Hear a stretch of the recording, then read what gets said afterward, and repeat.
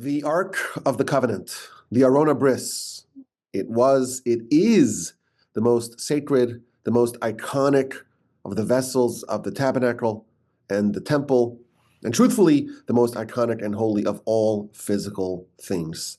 This golden ark was constructed by the Israelites during their years in the wilderness, less than a year after the Exodus. They built it. It's built by Bezalel under the stewardship of Moshe. And it was a very dramatic looking thing. It was a series of nested boxes. You have a gold box in which a wooden box was placed, in which a second golden box was placed. So 3 nested boxes like a Russian doll. And the ark was wreathed with a golden crown. And it was covered with an iconic gold cover upon which golden cherubs were hewn from a single block of gold. This is called the Ark of the Covenant because the tablets of the covenant, the tablets of testimony, were placed inside of it. The tablets upon which God etched the 10 Commandments and gave to Moshe, that was inside the box, but of course you wouldn't see it because it's in the innermost box and it's covered with that cherub-capped cover, but they were there. This ark was a fixture inside the most sacred, sacrosanct, inner sanctums of the tabernacle and of the temple. It was placed in the Holy of Holies, in the most holy inner sanctum. That place was visited only once a year, on the holiest day of the year, on Yom Kippur, by only one person, the holiest person, the high priest. Our nation had the ark for many, many centuries, and it had a long and fascinating history. It was in the tabernacle in the wilderness prior to the nation entering the land of Israel, the Holy Land. It was installed in the tabernacle at Shiloh after the conquest and the settlement of the land. And when Solomon built the permanent temple, the first temple in Jerusalem, that was built 480 years after the Exodus. We still had the ark, and it was installed in Solomon's temple. At some point, the ark was hidden, was put away. Once the second temple was built, the ark was gone.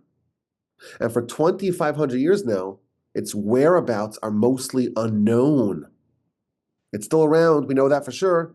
It's hidden away in some secret place. The ark is still extant in all of its golden splendor, and it still has the tablets inside of it, and it's still capped with those iconic cherubs, but we don't know where it is. And when the third temple will be rebuilt with the arrival of Messiah, our tradition tells us that the ark, in all of its splendor, will be rediscovered and reinstalled in Temple 3.0 to be built in the same location as the previous 2 temples on Temple Mount in Jerusalem, and we hope to witness that day. So this is the story of the Ark of the Covenant, its history, the decisions made to hide it, and what we know about its current whereabouts.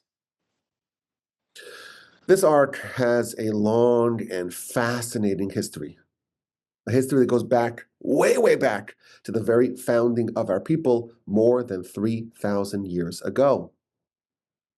50 days after the Exodus from Egypt, the nation coalesced around Mount Sinai for the most significant event in all of human history.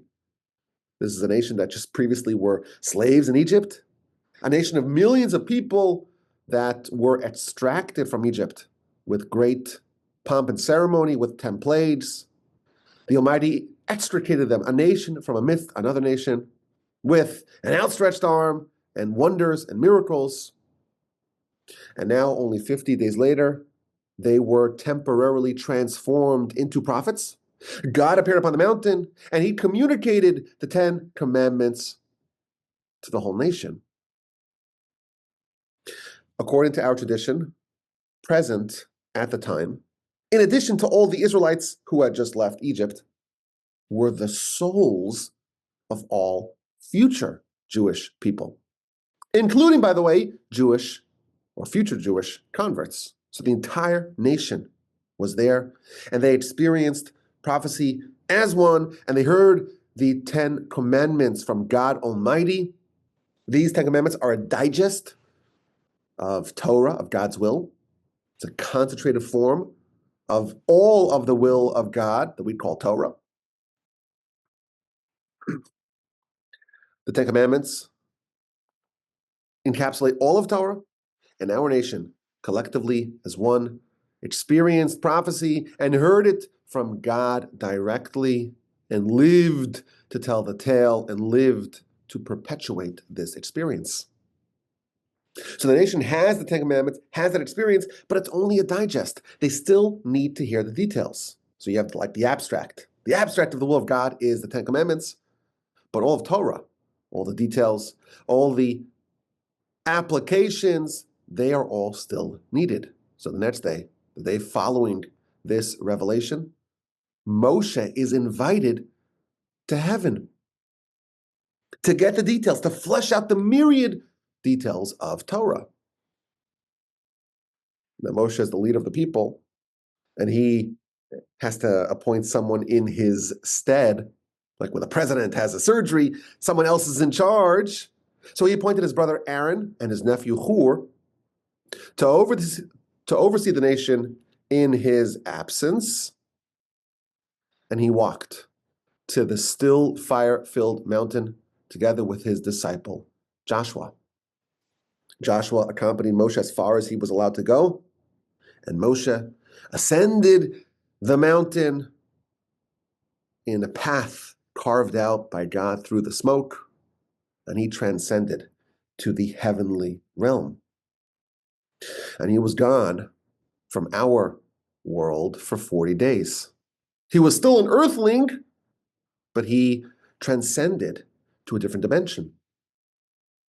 And he spent 40 days with no bread, with no water, with no sleep, and he's surrounded by angels, and he's debating with angels, and he's ultimately overpowering the angels. And he's being taught the Torah by God. All the details of the Ten Commandments are conveyed to him. And at the end of the 40 days, Moshe has all of the Torah, and the Almighty gives him the tablets of the covenant, the tablets of testimony, this very special thing, 2 tablets, the handiwork of God, etched, so to speak, with the lettering of God, etched, so to speak, with the finger of God. And upon these tablets are inscribed the 10 commandments. Meanwhile, the nation below was getting antsy. Moshe had told them he's going to be back in 40 days, and after 40 days, there's just no sign of Moshe. And the reason for this confusion is the question of, is day 1 counted as day 1 or day 0? Moshe had said, I'll be back in 40 days. 40 full days later. A half day doesn't count. So the people, or some of them, they counted day 1 as day 1, when really it wasn't a full day. It's not part of the calculation. So day 40 is here. Moshe is not here. And some of them wanted to appoint a replacement for Moshe. And a whole series of events happen. And there's the construction of the golden calf. And some of the Jews even begin to worship this idol. Now you recall Moshe appointed 2 people to watch the nation. Hur, his nephew, he tries to stop this madness, but he was assassinated by the mob. And Aaron understood that he would be killed too, so he tried to delay it, but ultimately he went ahead with the masses. And at the precise moment when God finished teaching Moshe all of Torah and handed him those special tablets, the tablets of the covenant, the tablets of testimony, at that very moment, the nation below worshipped the golden calf. And Moshe is informed of these terrible events, and he's clutching the tablets, and he makes his way down the mountain. And at the foot of the mountain, he finds Joshua, who hadn't departed for 40 days. And they're hearing the sounds, the blasphemous sounds of the revelry of the golden calf. that's happening in the camp. And Moshe crashes the party, and he's holding these tablets, and he shatters them at the foot of the mountain. It's a pile of shards transformed before their very eyes. And Moshe continues with a flurry of activities. He seizes the golden calf and he grinds it into powder. And he takes that powder, that golden powder, and puts it in the water. And he makes all the Jews drink. And some of the guilty participants, they died from those bitter waters. And then Moshe mobilized the Levites. Who is loyal to God? Join me. And they slayed some of the perpetrators. Yet others died in a plague, depending upon the severity of idol worship of the guilty parties. That determined which one of these three deaths they were killed with. Now God was fed up with the people. I'm going to destroy them. And Moshe goes up the mountain a second time, this time not to get the Torah, not to get the tablets, but to get forgiveness. He spends a second stint of 40 days entreating, pleading, praying to God to forgive the Jewish people. And after 40 days, he comes down and God tells him, I accept your prayer. Come up a third time, a third stint of 40 days. This time come with stone tablets.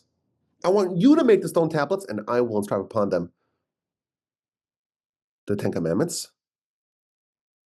Moshe takes the stone tablets, ascends the mountain for a third time, spends an additional 40 days, and he returns on Yom Kippur with a second set of tablets. Now, there's a difference between the first set of tablets that were destroyed and the second that were not destroyed. The first were the complete handiwork of God. The stone and the writing were both godly. The second was a partnership. Moshe hewed the stone, he brought the stones up with him, and God etched upon these stones the words of the Ten Commandments. Now, a lot changed as a result of the golden calf. So, of course, the first set of tablets were shattered, and Moshe had to go up 2 more times to gain forgiveness and to get the second tablets. But also, the very nature of the relationship between God and his people was altered. Prior to the sin of the golden calf, the Almighty and his nation were bound together. And God's presence would have been ubiquitous. The nation would not need a temple, a tabernacle, to have this one specific place in which God's presence could be felt. Wherever his name was uttered, he would come and bless the people. But after the sin of the golden calf, God's presence in this world would be limited to a single point. And thus, after Moshe comes down for the third time, bearing the second set of tablets, it was time to build a tabernacle. Now, a tabernacle is a precursor of the temple. It's a house, it's a residence, it's a domicile, so to speak, in which God would dwell.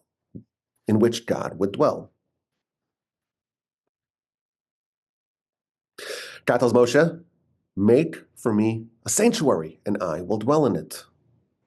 In this sanctuary of God, God's presence would reside. And that feeling would be palpable. And it would be a special place of worship. And sacrifices and offerings and services for God were done. And it had very specific and precise parameters. How it needed to be built, with what materials and different dimensions. And this was the tabernacle, a portable sanctuary that served as a forerunner to the permanent temple. The tabernacle was designed to travel with the nation. It could be assembled and disassembled with the nation as they traveled. That was the plan, and the construction began in earnest the day after Moshe descended the third time, bearing the second set of tablets. First, there was a fast fundraising effort to compile all the materials needed for this massive project. We need the gold and the silver and the copper and all these different wools and different materials. And the people responded with generosity. It took only a couple of days, and all the materials were assembled. And then God told Moshe that Bezalel, the grandson of the slain Hur, he will be the general contractor to build the tabernacle and its vessels, the altar, the inner altar, the outer altar, the menorah, the table, the laver, the vestments of the high priest, and of course, the ark of the covenant. This was the first vessel that Moshe was instructed to build, the ark of the covenant, and that is where those tablets, both sets of tablets, the shards of the first one and the unbroken second one, would be stored. The ark was made out of wood and plated, both on the inside and on the outside, with gold. Again, as we mentioned, a gold box inside a wooden box inside a second gold box. 2.5 cubits its length, 1.5 cubits its width, and 1.5 cubits is its height. A cubit is about, let's say, 18 inches. And in the box go the tablets, and the ark is covered with a golden cover upon which were hewn the golden cherubs. Now, on the sides of the ark were golden rings, and inside those rings were placed staves, so poles. So the full ark looked like a box with the cherubs on top and 2 poles, one on either side, that went through 4 rings on the 4 corners of this box. And even though those poles were ostensibly for transport, they remained affixed in the ark even when the ark was stationary. Removing the poles from the ark was strictly prohibited. The ark was the holiest of the vessels of the tabernacle. It was placed in the Holy of Holies of the tabernacle. The tabernacle itself was in the epicenter of the camp, and the Holy of Holies was in the epicenter of the tabernacle, and the ark was in the epicenter of the Holy of Holies. And indeed, when the temple was built in the epicenter of the world in Jerusalem, again, the ark was in its epicenter. Now, among the vessels of the tabernacle, the ark was in a category of its own. It housed the tablets. These tablets are the only physical articles that exist in this world, but originate in heaven. The tablets came from a different dimension, and the ark that housed those tablets also had miraculous nature-defined properties. So the tablets itself, they were godly. The writing, we're told, was godly. The script was godly. It had properties that cannot be reconciled with the laws of physics. The lettering and the script of the Ten Commandments bore the entire width of the stone tablets, but somehow you were able to read, if you looked at the tablets, you could read it from both sides. That's not possible in our world, but this doesn't come from our world. In addition, the letters floated. Now, what does that mean? Suppose you have a letter O, and you want to etch that letter O into a stone, and you want the etching to go all the way through the stone. You'll end up with a little floating disc, which is the inside of the letter O. Now, in the Hebrew alphabet, there are some letters like that. So the letter Mem, when it appears at the end of a word, or the letter Samach, these letters, if they're in a stone tablet, you would have a little floating disc that, of course, would fall down, right? It would be subject to the laws of gravity. But of course, the tablets were not from this world and were not subject to the rules of this world, and those discs floated. The role of the ark primarily was to house the tablets. And that's why, just as the tablets exuded otherworldly properties, the ark, as its home, also had some otherworldly properties. So if the letters floated, the ark floated too. When the Kohanim, when the priests were carrying the ark on their shoulders, it may have appeared that they were carrying the ark, but the ark did not need any human person, any human power to carry it. It actually lifted those who lifted it. So the tablets levitated, the letters of the tablets levitated, and the ark which bore the tablets, it levitated as well. And it lifted those who lifted it. Another miracle, the ark took up no space. So it's 2.5 cubits long and 1.5 cubits wide. So if you put it in a room, that's, let's say, 10 cubits squared,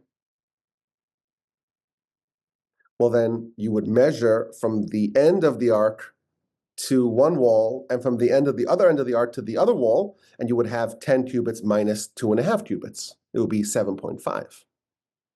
But somehow, you put the ark in the middle of a 10-cubit room, and you measure from one side to the wall, it's 5 cubits. From the other side to the wall, it's also 5 cubits. The ark took up no space. The ark also exuded a brilliant light that flooded the Holy of Holies. You think about the tabernacle, it was very dark. It was covered with drapes, with curtains. And there were 2 parts of the tabernacle. There was the holy, the sanctuary, and the Holy of Holies. And the sanctuary, the holy, it was illuminated with the light of the menorah. But the Holy of Holies, there was no light. It was pitch black. The temple too. The sanctuary was indoors. So in the outer part of the sanctuary, in the holy, what's known as the holy, you have the light of the menorah. You walk in to the Holy of Holies, there's not a single source of light. There's no light. You can't walk in with a torch or a flashlight. But it was not dark because the ark itself projected a brilliant light. And that's when the Kohen Gadol, the high priest, walked in there on Yom Kippur, it was completely illuminated. Now, in the second temple, the ark was not present, and we'll get to that in a bit. And the services that the high priest, that the Kohen Gadol did on Yom Kippur were done on a stone, on the foundation stone, the stone today that's covered by the dome of the rock. And during the second temple, the room was pitch black, and it did not have the ark, so it was not illuminated. And the high priest, when he walked in, he would have to feel and grope his way around because it was dark. The miraculous nature of the ark extended to its cover. It was covered by a golden cover upon which 2 huge cherubs were placed. These cherubs had miraculous properties as well. They would swivel. They were indicators of the righteousness of the people, and they would swivel based upon the righteousness of the nation. When the nation was righteous, then the 2 cherubs swiveled to face each other, and it appeared as if they were embracing each other with their wings. In the event that the nation deviated from the path of righteousness, the two cherubs swiveled away from each other, as if to signal that the people and God are not united, are not embracing each other. Now, periodically, once the temple was built and operational, they would open up all the curtains and all the doorways, and the Jews from a great distance could look into the Holy of Holies and witness the cherubs in embrace. That was a form of like a stress test to determine how righteous the nation was at that time. The ark in the wilderness, it accompanied the nation when they traveled. And it was at the center of the camp, and that is where Moshe went to communicate with God. It was the point of communication between Moshe and God.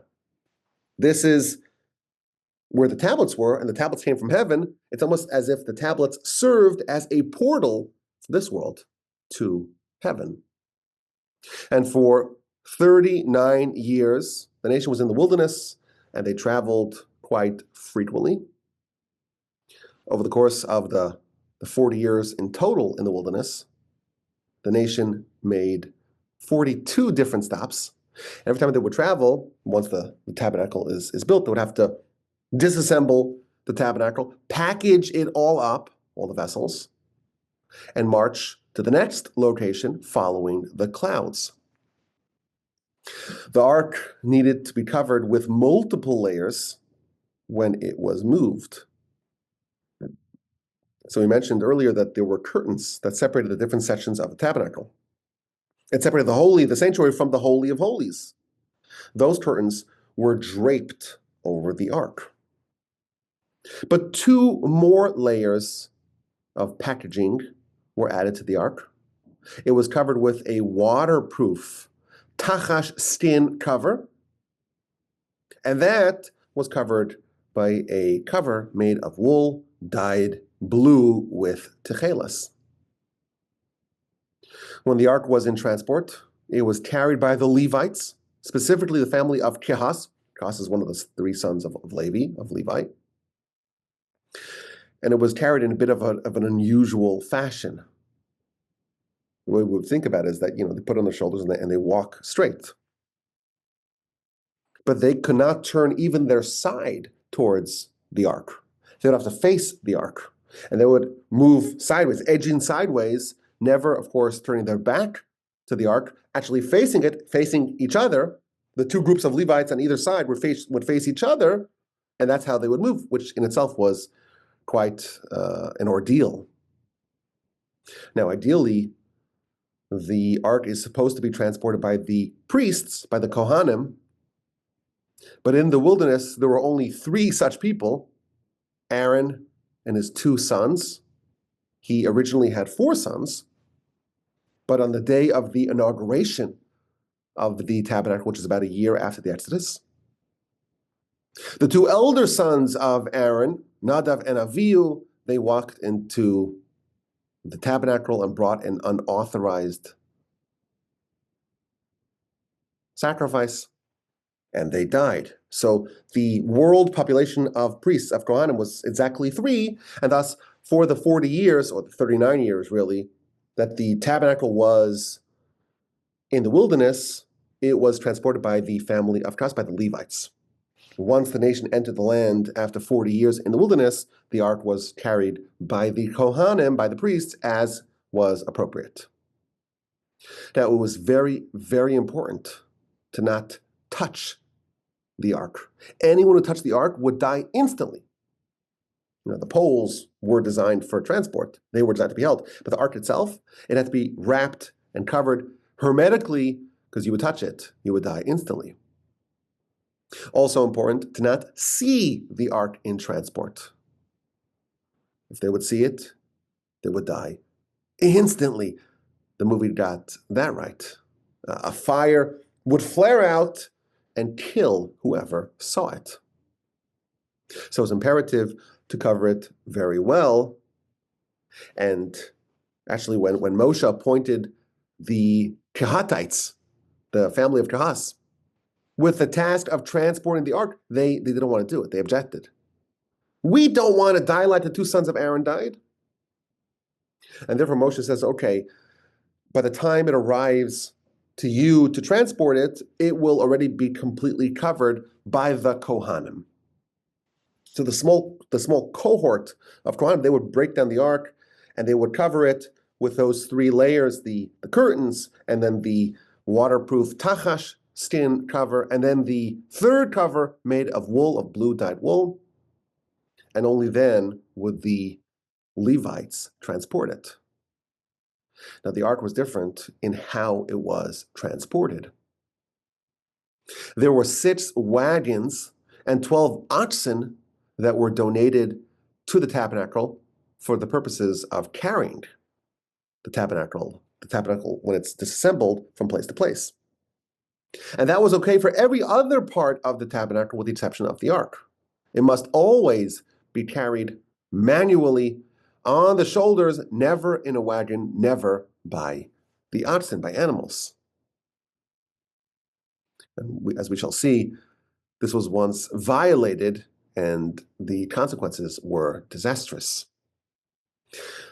Once they moved and they traveled, and it was time to reassemble the tabernacle, the ark, of course, was always at its epicenter.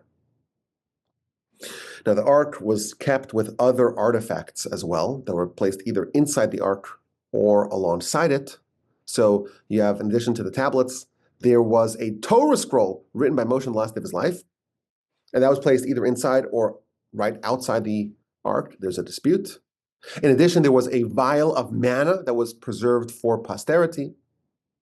There was a vial of the anointing oil that would be used to anoint the high priests and kings and the temple and the tabernacle and all its components when it was inaugurated. And the staff of Aaron that blossomed with flowers and almonds and proved the special standing of Aaron, that too was kept around the ark. Now, there's maybe a less well-known fact about the ark. If you think about it, when the tabernacle was built, it was built after Moshe went up 3 times to get the first tablets, to get the second tablet, to get forgiveness. It was built after Moshe descended a 3rd time. It was inaugurated almost a year after the Exodus. Where were the tablets housed before the tabernacle and the ark were completed? So it's a little bit less well known that there was actually a second ark. There's one ark made of gold built by Bezalel, and there was a second wooden ark, and that is where the tablets were placed until the golden ark was ready. And thus, over the course of the time in the wilderness, and even once the nation entered the land, they actually had 2 arks. One was kept in the tabernacle, in the camp, the golden one, and the second ark was used for other reasons. So it would scout out. It was still magical. It would scout out ahead of the nation. And it was also used for war. When the nation went out to war, they brought the ark. Which ark? The second wooden ark with them. And that would ensure invincibility.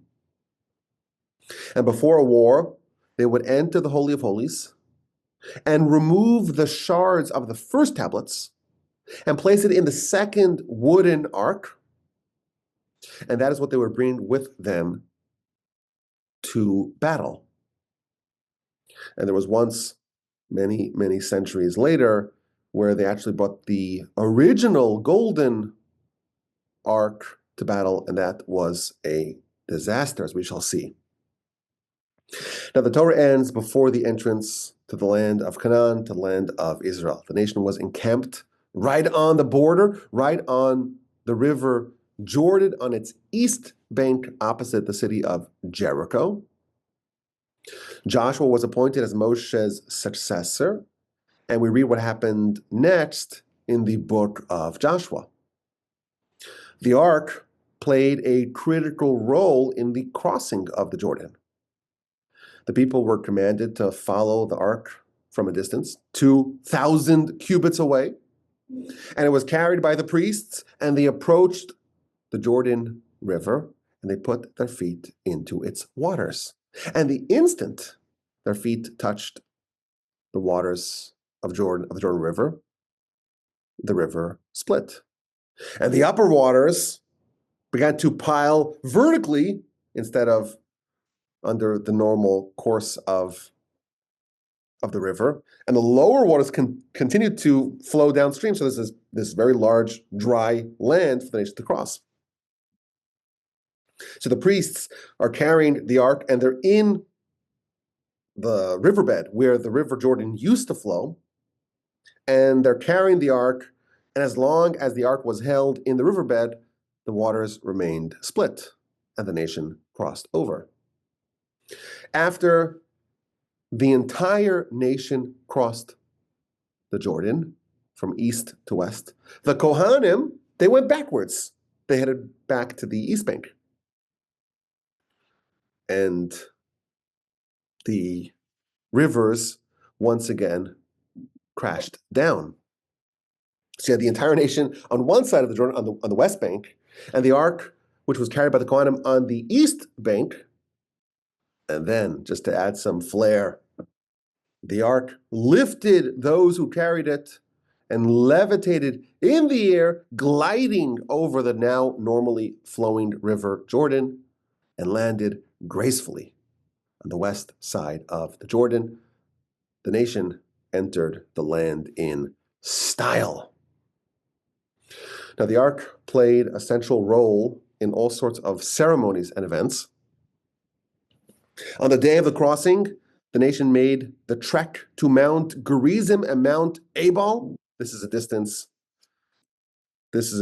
of about 40 miles, so that was a miracle. And they got there, and Joshua wrote the whole Torah and plastered it with plaster, and they offered sacrifices on an altar that was erected, and they had a feast, and they rejoiced. And then the nation was divided into three groups. On one mountain, on Mount Gerizim, a green and luscious mountain, the tribes of Shimon and Levi and Yehuda and Judah and Yisachar, Issachar, Joseph, and Benjamin were encamped.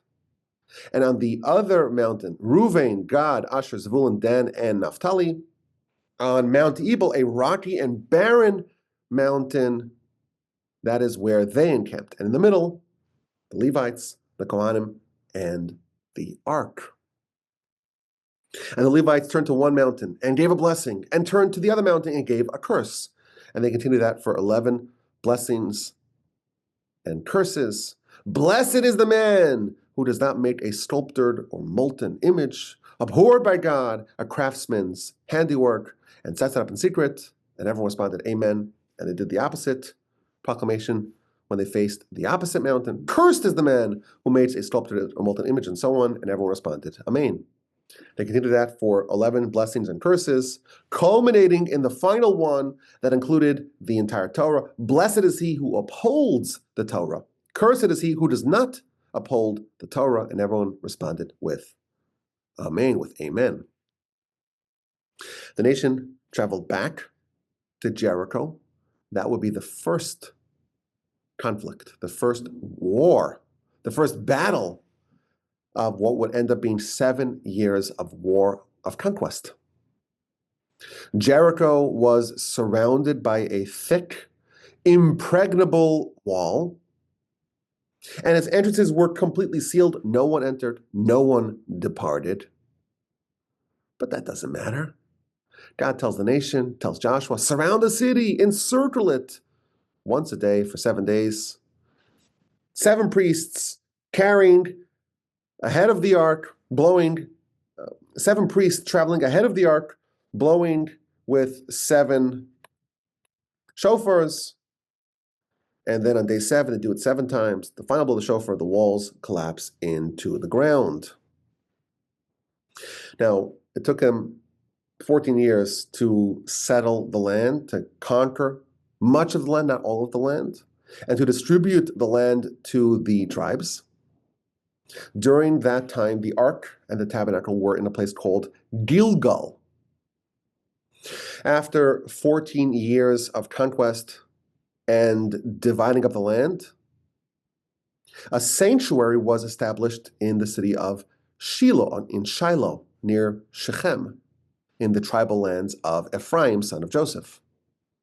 This was almost a temple. It had the ark, it had the altar, and when it was active, it was prohibited to offer sacrifices elsewhere. But even then, the people knew that it was not a permanent sanctuary.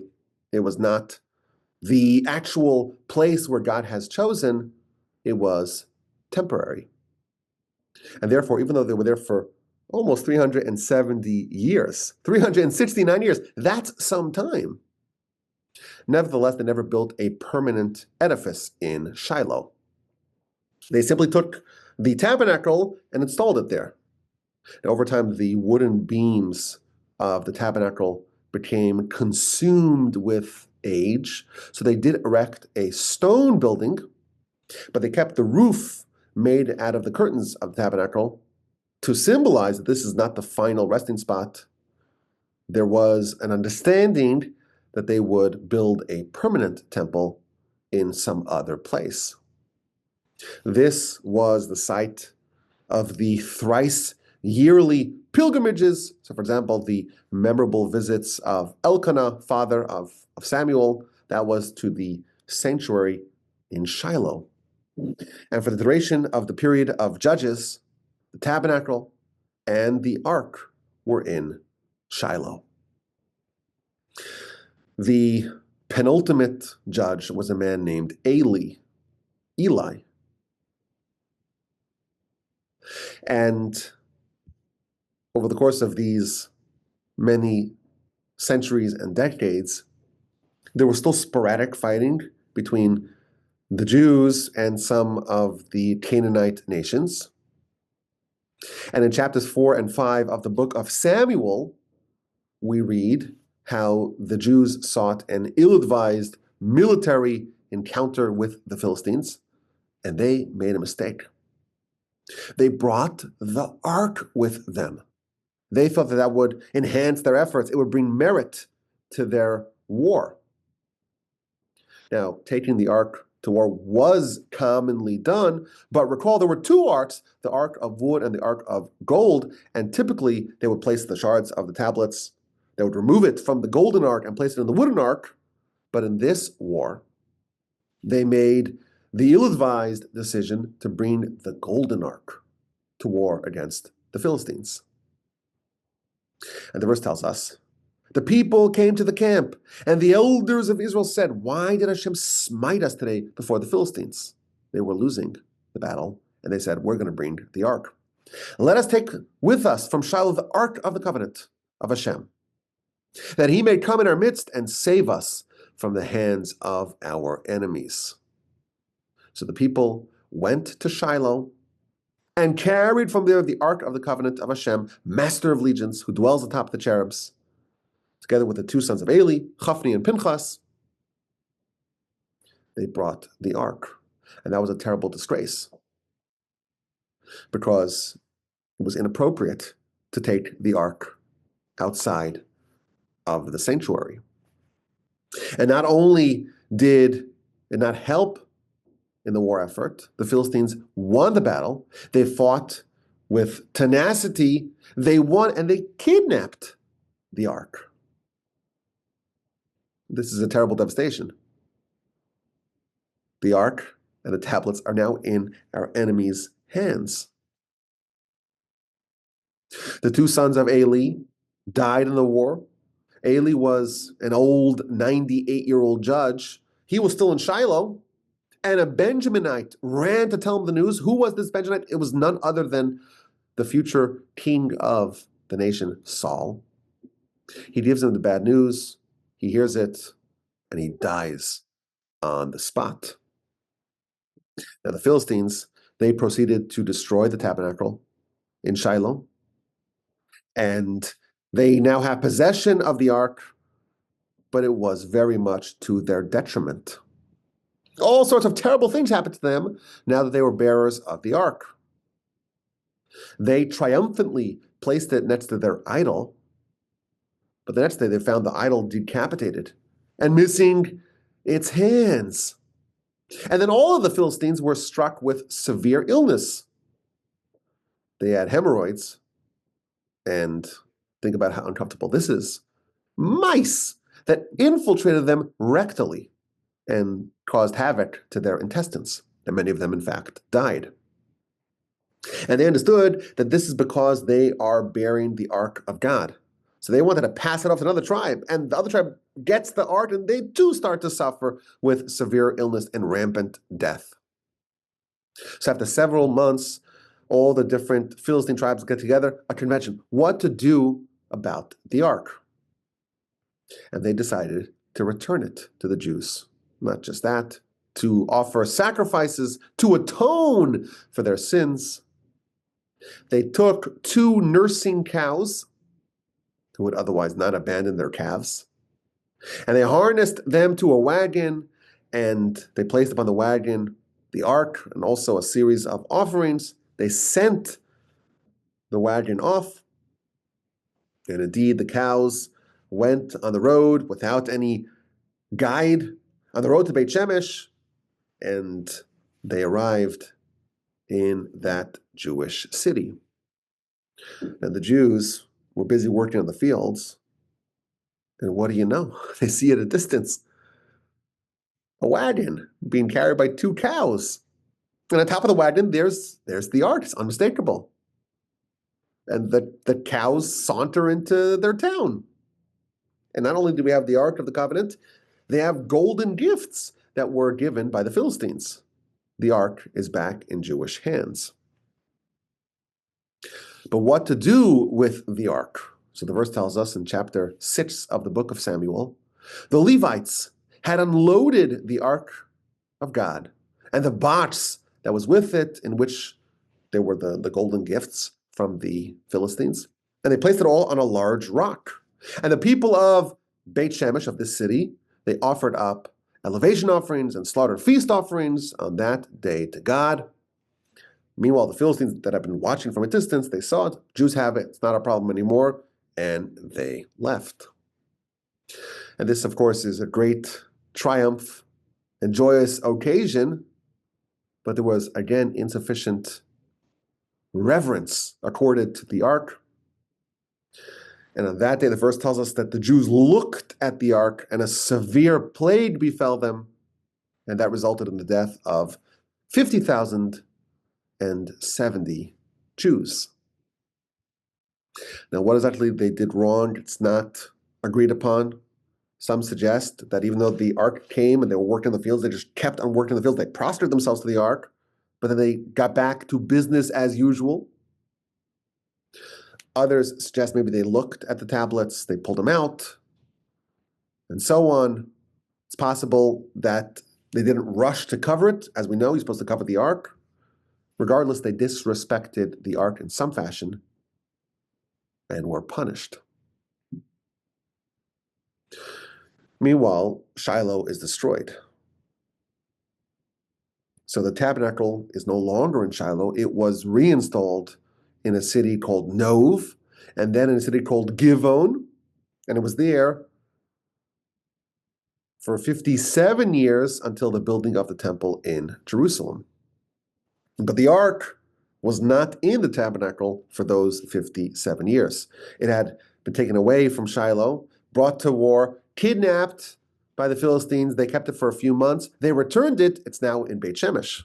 But because there was a massive plague, the residents of this city, they realized that they were unworthy of hosting the ark, and they appealed to the residents of a different city, a city called Kiryat Ye'arim, to take the ark, which they did. So the ark remained in Kiryat Ye'arim for 20 years. By that time, David was the king of Israel, and he had established his capital in Jerusalem, and he wanted to legitimize Jerusalem as the center of the nation by transporting the ark from Kiryat Ye'arim to Jerusalem. And he did it. And there were tens of thousands of people who gathered to witness and to partake in this transport. And it was quite a dramatic affair, dancing and singing and all sorts of musical instruments. But again, amid the joy, tragedy struck. In transporting the ark from Kiryat Yearim to Jerusalem, David made two critical blunders. Firstly, he used a wagon. He had thought that the restriction against using an animal or a wagon that was limited to the times in the wilderness. But now it will be okay to put on a wagon. That was mistake number one. Mistake number two, he did not limit those who transported the ark to the priests, to the Kohanim, and to the Levites. And as a result, there was a tragedy. Along the way, the ark seemed to stumble, and it seemed to topple over. And of course, if the ark falls on the ground, that's a disaster. So a man named Uzzah rushed over to go stop it from falling, and he touched the ark with his bare hands, and that, of course, resulted in his instant death. So in the middle of this transportation, we have a tragedy. David diverts the ark for 3 months to the home of someone named Ovid Adam. And after 3 months, David renewed the procession again with great fanfare. And this time, the ark arrived safely in Jerusalem. Now, at the time, Jerusalem was the capital, but the temple was not yet built. And the ark would remain in Jerusalem for 37 more years in a temporary tent until Solomon, son of David, built the first temple there. Now, David had wanted to build the temple himself, but the prophet told him that he's not eligible. It will be built by his son, Solomon. And indeed, Solomon built the temple and installed the ark in its Holy of Holies. And again, Solomon demonstrated that the ark was different than the rest of the vessels. All the other vessels, the table, the altars, the menorah, Solomon made a new version of those vessels. But the ark, of course, he kept the original. Now, the first temple stood for more than 400 years until it was destroyed by the Babylonians, Nebuchadnezzar. After 70 years of exile, the second temple was built, and the second temple had all the vessels and accoutrements of the first temple, with the exception of the ark. The ark was missing. It was the only fixture of the temple that was absent in the second go-round. Now, day-to-day operations, maybe it doesn't really matter because no one goes into the Holy of Holies with the exception of the high priest on Yom Kippur. What did the high priest do in the second temple era? So we learned that there was a stone there. And the stone was 3 finger lengths above the ground. And this is the Even Shasiyah, the foundation stone, the first stone that God placed on terra firma. The ark was missing, and the services were done on that stone. Now, the rules state that if you, let's say, lose or something happens to one of the vessels of the temple, you could build another one. So how come they didn't build a second ark? We know the dimensions, we know what it's made out of. Build it. The answer, of course, is that the essence of the ark are the tablets encased within it. So absent tablets, there's no point of making, there's no ark, it's not an ark of testimony if there is no tablets of testimony inside of it. And the question that everyone wants to know is, where did the original ark go? Where was it placed? Where can we find it now? At some point, it disappeared. Where to? There are 3 different opinions. with regards to this question. The first opinion states, actually, the ark never went anywhere. It is still exactly where it always was, in its place in the Holy of Holies.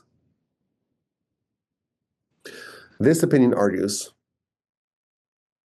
that the ark is there, but because it's from this different dimension, it's totally invisible to us. Recall that the ark does not take up any space from one side of the ark to the other, 5 cubits. From the other side of the ark to the wall, it is also 5 cubits. So this opinion says, well, it's there, just we're not worthy of seeing it. You recall, I am sure, you guys hear all that noise? You guys hear that? We have there's a coffee shop next door, and they drag their chairs, and it's very disturbing, but I don't think you hear it. Okay, forgive me. You recall, of course, the episode of the binding of Isaac. Abraham traveled with Isaac to Mount Moriah. And they took 2 lads with them. Who are the 2 lads? They are Ishmael and Eliezer. And the Midrash tells us that when they arrived and they saw the mountain from a distance, Abraham turned to Isaac and to Ishmael and to Eliezer and said, do you see what I see? Do you see that cloud hovering over the top of that mountain? Abraham saw it. Isaac saw it.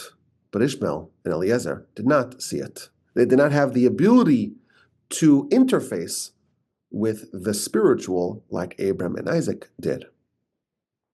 So the first opinion argues, it's right there. But it's so transcendentally holy that unless you have the proper lenses, you won't see it. It's just invisible to us. The second opinion tells us that it's not there. It was hidden. When the writing was on the wall, that the temple would be destroyed. In the times of the prophet Jeremiah, Chilkiah, the high priest, he showed the king the prophecy of exile. The verse in Deuteronomy tells us that there's a king who will be deposed and you'll be sent into exile. And they were worried what's going to be if the temple's overtaken by our enemies and they have all these precious vessels there. They made a decision to hide it, to hide the ark, and to hide all the vessels of the tabernacle, the temple now, and all the other artifacts that were in the environs of the ark. So the vial of manna that we mentioned, the staff of Aaron that had blossomed and sprouted almonds, the anointing oil, some of the afer parah, some of the ashes of the red heifer, they hid it. Where did they hide it?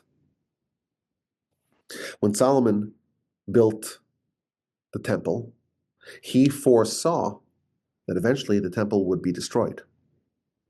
So when he built it, he built the complex, he built all sorts of secret passageways and secret underground chambers and hiding spots so that the people who will be around on the doorstep of destruction could hide the things they don't want our enemies to get their hands on. And specifically in the basements, in the underground chambers of the temple, that's where they kept the wood for the altar. They would harvest all the wood in the summer, and they would keep it in a special designated location downstairs from the temple. And the Kohanim who were disqualified from doing any service in the temple because they were blemished, they would manage this chamber of wood. And according to our tradition, through that chamber, there was a secret entranceway, a secret alleyway, a secret passageway where the king Josiah, together with the prophets, hid some of the artifacts and vessels of the temple. And when the second temple was built, you could just make a new menorah, make a new altar, make a new table. But unless you find the original, you cannot make a new ark.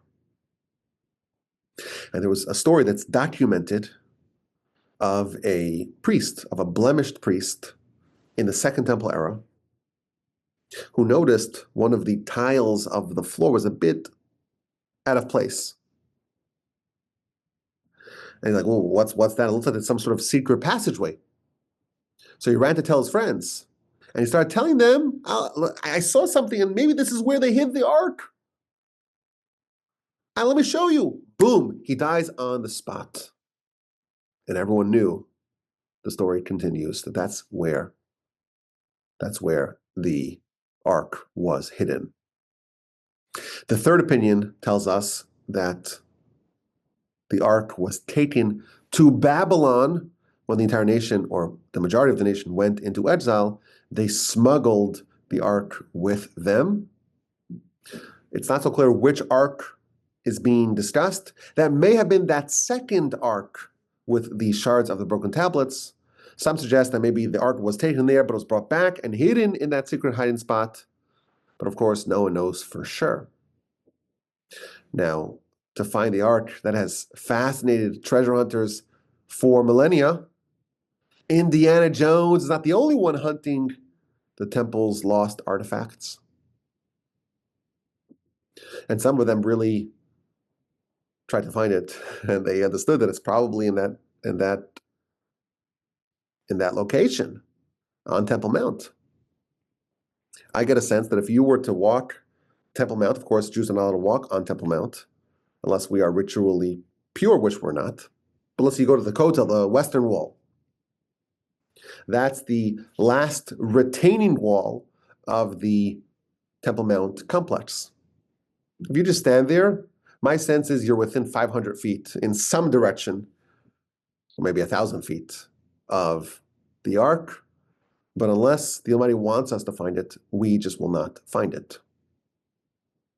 You recall perhaps in the Second Temple era, when there was no ark, so the high priest would do the services on a stone, on a foundation stone. Almost everyone agrees that that stone is the stone that's now capped by a shrine called the Dome of the Rock on top of Temple Mount. Now, there's a discrepancy in the size of the stone. In the Second Temple era, it's about 2,000 years ago, we know that it was 3 fingers off the ground. What's that, a couple of inches, 3, 4 inches? Today, this stone, this rock, is like 20 feet tall. What happened in the interim? So we know that the Roman Emperor Hadrian, he raised with a Z, Temple Mount. But there's another suggestion. Everyone wants to know where the ark is. Everyone is fascinated by that. And some enterprising treasure hunter said, I'm going to go and bring my pickaxe and shovel. And he began to excavate the bedrock of Temple Mount and exposing more and more of that stone until now it's 20 feet in the air. Of course, he did not find it. Our sources tell us that when Messiah comes, the ark will be found again. The ark and all of its associated items. And I always wonder what would happen if we found it. Would you die if you looked at it? We know that the people of Beit Shemesh, they died, 50,000 of them, because they gazed at it. They didn't cover it fast enough. But it makes you wonder, is this maybe a plausible scenario of Messiah? Messiah is this idea that the whole world changes their perception. So some think, well, maybe one of these Houthi missiles will land on Temple Mount and explode the area and clear it up, and the whole course of human history is going to change. Or maybe you'll have a rogue a rogue operator of one of the interceptor missiles, the Iron Dome or David Sling. When there's a projectile, so the system is able to calculate the speed and the trajectory and the angle of this missile or projectile, and they could triangulate where I would shoot my missile to explode. Let's say shooting a bullet with a bullet. And they can determine if it's going to fall like an empty field. Why waste and intercept a missile? But imagine if someone says, I'm going to go rogue. I'm going to calculate where I would intercept the missile so it lands on a spot that I want to vacate. I want to excavate. What if that happens? That's not so implausible. But if we find the ark and it's exuding this brilliant light, and everyone who comes near it dies on the spot, that may change the attitude of a lot of people in the world. Who knows? But we are told this ark is still extant. It's still around. The one built by Bezalel under the stewardship of Moshe. It's still around. It will be rediscovered and enshrined in the third temple. May we all be so fortunate to witness that day. This is the story of the Ark of the Aron, the Ark of the Covenant, the Arona Bris, its history, and what we know about its current whereabouts. My name is Yaakov Wolbe. I'm coming to you from the Torch Center in Houston, Texas. My email address is rabbiwolbe@gmail.com. I hope you enjoyed this. I look forward, please God, to maybe do some more history podcasts upcoming. I know it's been a bit neglected, these sorts of subjects. I've been working on some of the other stuff. Thank God it's a full docket. But let me know what you think. Send me your questions, your comments, your feedback. rabbiwolbe@gmail.com.